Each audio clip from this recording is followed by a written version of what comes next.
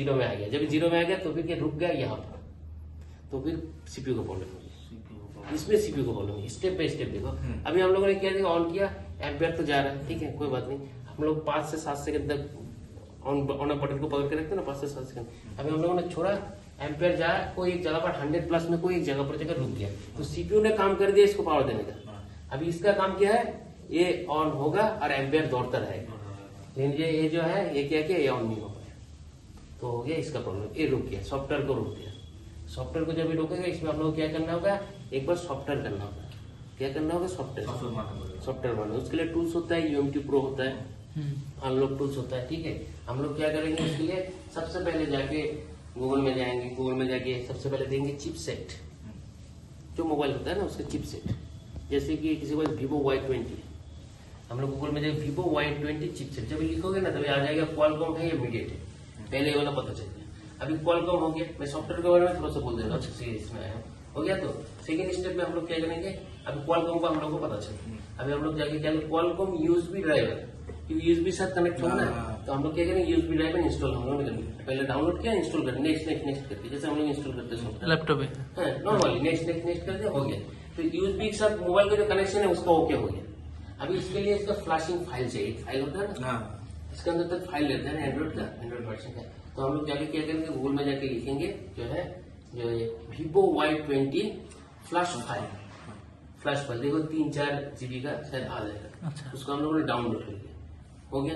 अब इसको यहाँ पर डालना है, किस तरीके से हम लोग डालेंगे, उसके लिए टूल्स का जरूरत होता है, ऐसे ही नहीं डाल पाएंगे, कॉपी पेस्ट तो नहीं होगा ना उसमें। टूल्स क्या करेगा, लिंक टू लिंक करके कर देगा। तो टूल्स में जाके ऑप्शन रहेगा हम लोग को टूल्स के अंदर, वहां पर जाकर फाइल को हम लोग सेट करेंगे, यहाँ पर सिलेक्ट करके, मोबाइल तो कनेक्टेड है हम लोग इसके साथ, डेटा केबल के साथ, हम लोग कंप्यूटर के साथ, ठीक है। उसके बाद हम लोगों ने प्रोसेस स्टार्ट कर दिया, यहाँ पे नॉर्मल लिखा रहेगा फ्लैश में हम लोगों ने क्लिक कर दिया। जैसे फ्लैशिंग में हम लोग क्लिक कर दिया, हमें फ्लैशिंग होना शुरू हो गया, धीरे धीरे 1 2 3 4 5 6 7 करके ऐसे करते 100% होना चाहिए। अगर 100% हो गया तो ही रेडी हो गया। अभी जाके 70% में रुक गया, ठीक है। और यूएमटी प्रो अनलॉक टूल्स ऐसा होता है, क्या रहता है, अगर कोई रिस्क वगैरह है तो पहले तुमको मैसेज दे देगा, सबको लिखना पढ़ना आना चाहिए, वहां पर मैसेज में आ जाएगा जो है, आगे जाके रिस्क डेट हो सकता है, मतलब आगे नहीं बनेगा, फुल्ली डैमेज, इस प्रोसेस को रोक दो, ऐसे वर्क करके आएगी, स्टॉप करने के लिए। हम लोग स्टॉप कर देंगे तो इसमें सॉफ्टवेयर नहीं जाएगा, इसके क्षमता के बाहर चलेगा। सेकेंड स्टेप में हम लोग क्या कर सकते हैं, जो है इसको एक बार रिवॉल्विंग करके देख सकते हैं, रिवॉल्विंग चला फिर भी नहीं हुआ। थर्ड स्टेप में क्या होगा, इसको जो है निकाल के जो है एक प्रोग्रामिंग का एक टूल्स होता है, ठीक है, जिसको हम लोग बोलते हैं यूएफआई बॉक्स, ईएमसी बॉक्स, उसमें डाल के जो है अलग से जो प्रोग्रामिंग करना पड़ता है। तो उसको तो बहुत महंगा आता है, किसी से करवाना होगा। तुम इतना तक करने का किसी के पास गया जिसके से ईएमसी प्रोग्रामिंग करना है, बोलेगा 1500 लेगा, कोई 1000 लेगा, तो कर दे कुछ नहीं देगा, ऐसा बात है। तो उस टूल्स में डाल के करना होता है, बॉक्स में चिप को डाला, उसको कानेक्ट करने के बाद वो लोग डाल देते हैं, बहुत महंगा। ইউএমটি প্রোটা কি করছে দাদা, কাজ কোথায় করছে? আমরা তো ডাউনলোডই করছি সব গুগল থেকে যায়, তো ইউএমটি প্রো না মাধ্যম, ও মাধ্যম। ইউএমটি প্রো কি একটা মানে সফটওয়্যার অ্যাপ্লিকেশন, উইন্ডোজ এর অ্যাপ্লিকেশন? তো দেখছো তুমি এটা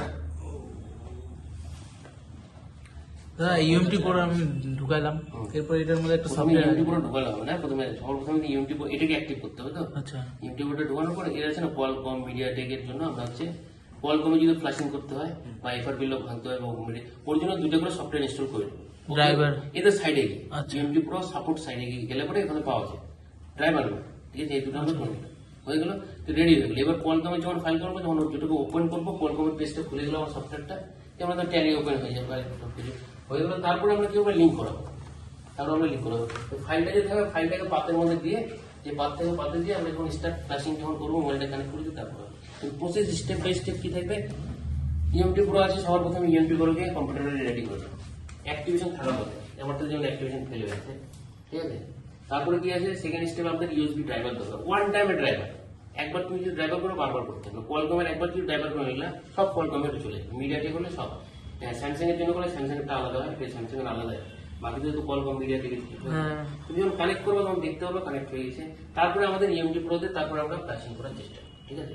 এবার যদি ফ্ল্যাশ ফাইলটা ডাউনলোড করতে হবে, 3-4 জিবির হয়, ঠিক আছে, লেটেস্ট ভার্সন বিভিন্ন সাইডে দিয়ে দেয়। সব থেকে ভালো লাগে গিভমি রোম বলে একটা সাইট থেকে, ওখানে কিন্তু ওখানে সাবস্ক্রিপশন নিতে হবে, ওখানে জেনুইন গুলো একটা বলে তো গিভমি রোম বলে একটা সাইট, তো তারপরে যে আমরা এই প্রসেসটার জন্য থার্ড স্টেপ এটা হবে। এই জন্য বললাম আমরা যখন মোবাইলটা অন করি আমরা বুঝবো কি করে যে অ্যাকচুয়ালি খারাপ কি হয়েছে, কেন খারাপ হয়েছে, সেই জিনিসটা তোমাদের বললাম কেন খারাপ কেন হয়েছে আমরা বুঝবো কি করে। এই প্রসেসে হচ্ছে কাজটা হচ্ছে চলে। আর আমাদের যে পাওয়ার আইসি আছে, পাওয়ার আইসি রিপোর্ট কত থাকে, ভোল্টেজ দাও 0.6 থেকে নিয়ে 2.8 ভোল্ট অব্দি এই কিন্তু বের করতে হবে। এতটাই বের করে যেখানে যেখানে সব জায়গাতে দিচ্ছি, ঠিক আছে।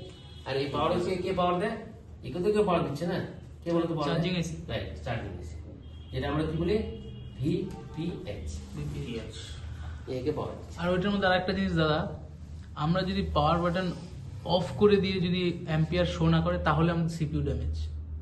পাওয়ার বাটন অন যদি না, পাওয়ার বাটনটা প্রেস করলাম, হ্যাঁ। অ্যাম্পিয়ার আমাদের দৌড়াচ্ছে, মানে 300 থেকে 1200 মধ্যে হ্যাঁ। রানিং হচ্ছে, হ্যাঁ। ফট করে ছাড়িয়ে দিলাম, অ্যাম্পিয়ার 0 হয়ে গেল, তাহলে সিপিইউ, তাহলে সিপিইউ ড্যামেজ। মানে সিপিইউ আর আগে আগে ওকে বলতেই পারলো না, বলতেই পারলো না। ও নিজে অন হলো কি হলো, কিন্তু ও দিতে পারলো না। যেরকম প্রথম স্টেপে এ অন হয়েছিল, কিন্তু এ অন হয়েছে, একে অন করতে মানে যখনই একে অন করবে তখন কি 100+ উঠে যাবে। হ্যাঁ, আর যখন এই যে একে যখন অন করবে তখন কি হবে, ও তো ওর কাজ করে দিল, পাওয়ার একে দিয়ে দিল, মানে অন করে ইনস্ট্রাকশন দিয়ে দিল, ঠিক আছে। কি হলো, অ্যাম্পিয়ারকে এক জায়গায় দাঁড়ালো, স্টপ হয়ে গেল।